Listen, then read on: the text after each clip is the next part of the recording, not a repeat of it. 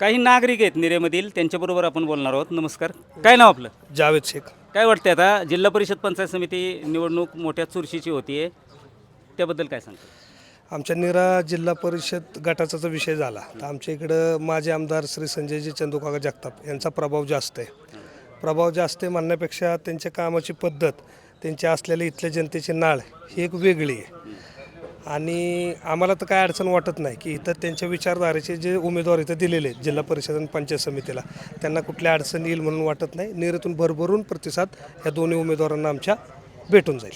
एक सामान्य नागरिक म्हणून आपलं मत काय असेल यात? सामान्य नागरिक म्हणून आता मी एक मुस्लिम कम्युनिटीतून येतो, पण आता इथं जर तुम्ही विचार करायला गेला तर आता BJPची विचारधारा मुस्लिम समाजाला मान्य नाही असा एक नॅरेटिव्ह सेट केलेला आहे.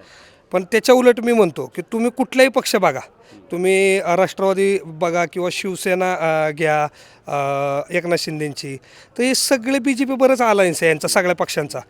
तर तुम्ही असं खाल्लं काय आणि असं खाल्लं काय, मत एकच जाते कुठेही गेलं तर. इथे संजय जगतापांची विचारधारा निरेत किंवा ह्या भागात खूप मॅटर करते, कारण का तो माणूस सेक्युलर आहे.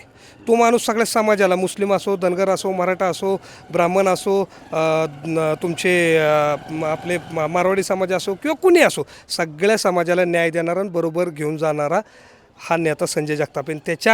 त्यांच्या अंडर इथले विद्यमान उपसरपंच राजेश काकडे त्यांच्या नेतृत्वाखाली आता इलेक्शन होतं. निरेतील संदीप दायगुडे असेल, तर संदीप दायगुडेंचं, राजेश काकडेंचं उदाहरण घेतलं तरी 5 वर्ष 10 वर्ष जनतेत असणारे लोक रोज जनतेत येते, इलेक्शन आल्यावरही जनतेत येत नाही. ह्याचा जनता 100% विचार करेल. मुस्लिम समाज बी विचार करेल की आपल्याला हाताला धरून कुणाकडनं काम करून घेता येईल, आपल्या अडचणी सोडवता येतील. आणि हेच संजय जगतापांचा गुण हा आहे, हेच राजेश काकडेंचा आहे आणि हाच संदीप दायगुडेंचा आहे. तर मला असं वाटतं आहे की निरेमध्ये मुस्लिम समाज किंवा कुणीही समाज असेल किंवा सगळी जनता असेल, ही काम करणाऱ्यांच्या पाठीमागं राहील. संजय जगतापांच्या विचारधारेच्या उमेदवाराला चांगल्या मताने निवडून देईल असा मला ठाम विश्वास आहे. आणि मुस्लिम समाजाचं 1-2 मिनटं बघता आता विषय निघाला म्हणून सांगतो.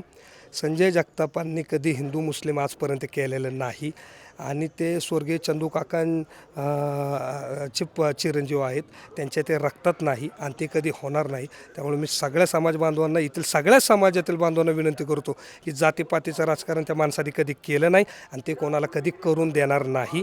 त्यामुळे त्यांच्या विचारधारेच्या माणसांना सगळ्यांनी निवडून द्या, एवढीच विनंती मी करतो.